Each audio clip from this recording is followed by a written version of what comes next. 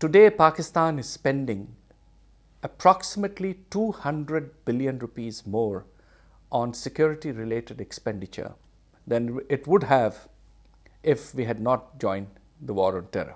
So the direct costs we estimate, and if we include some other costs, and of course the other direct costs are the loss to property and infrastructure due to terrorist attacks.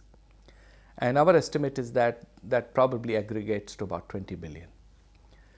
So the total direct costs of the war on terror to Pakistan last year are probably in the range of about 220 billion rupees, which is close to somewhere between $2.5 to $3 billion.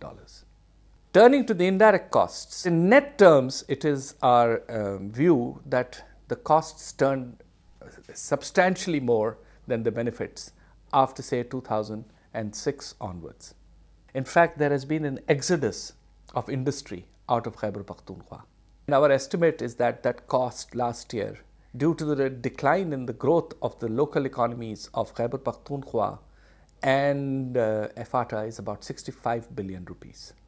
The second and larger component of the costs is the impact of the increased risk and uncertainty and insecurity, of course, which has all kinds of impacts on the economy.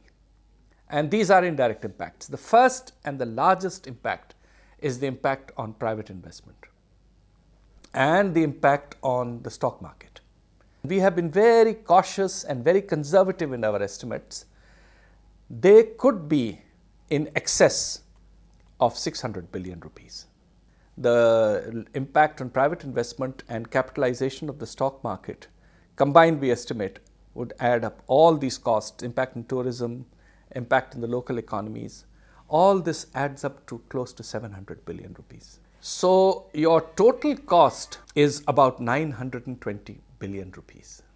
You include the direct costs of 220 and the indirect costs of 700, you are at 920 billion rupees, which is approximately and somewhere between 11 and 12 billion dollars. Total, our estimate is somewhere between 35 to 40 billion dollars.